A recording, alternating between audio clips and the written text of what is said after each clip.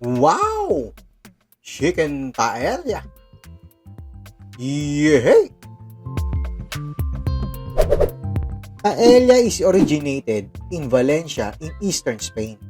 It is a Spanish dish of rice, vegetable, and meat or seafood. Typically cooked in a shallow pan and flavored with saffron. Pero dahil sa ang saffron ay mahirap hanapin sa Pilipinas, so gagamit tayo ng ibang alternative. Gagamit tayo ng turmeric powder. First step, pan-seared tayo ng chicken. Yung skin ang unahin natin para mag-oil siya.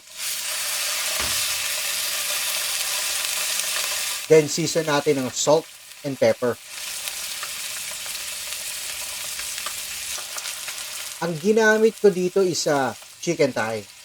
Na-debone ko na rin to para mas madaling kainin.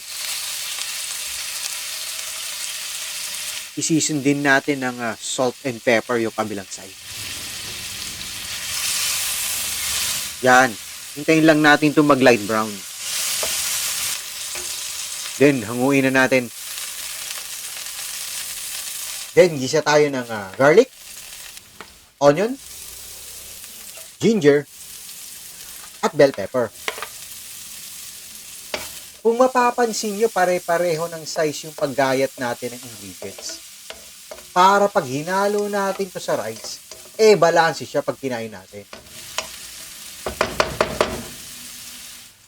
Lagay na natin yung chicken. Season natin ng salt and pepper. Then, lagay natin yung turmeric powder, the star of the dish. According to expert, turmeric powder is anti-inflammatory.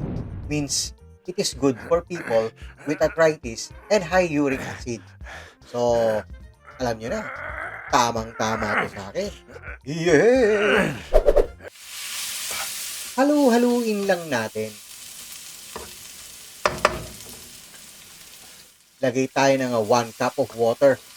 Mix lang natin para humalo yung flavor.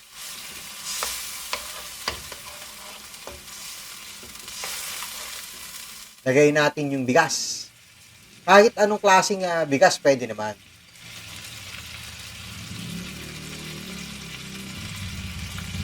Dagdagan natin ng 1 cup of water.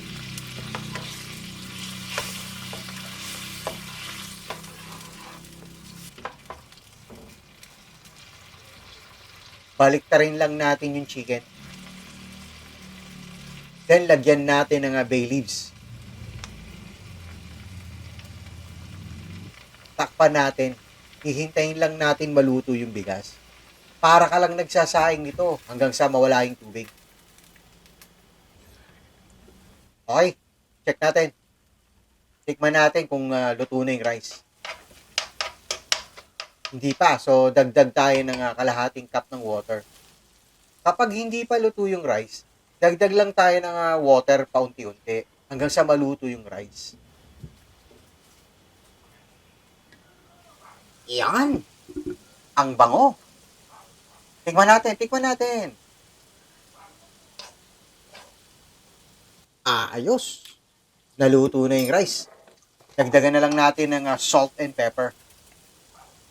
Pag natatabangan kayo, dagdag lang tayo ng salt. Depende sa panlasa niyan, syempre.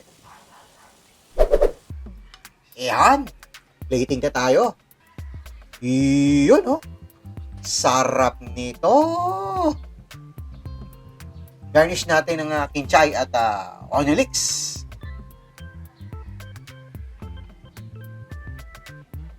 Yan. Ayos na. Isipin mo naman.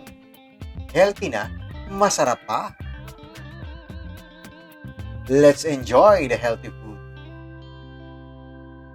Hey!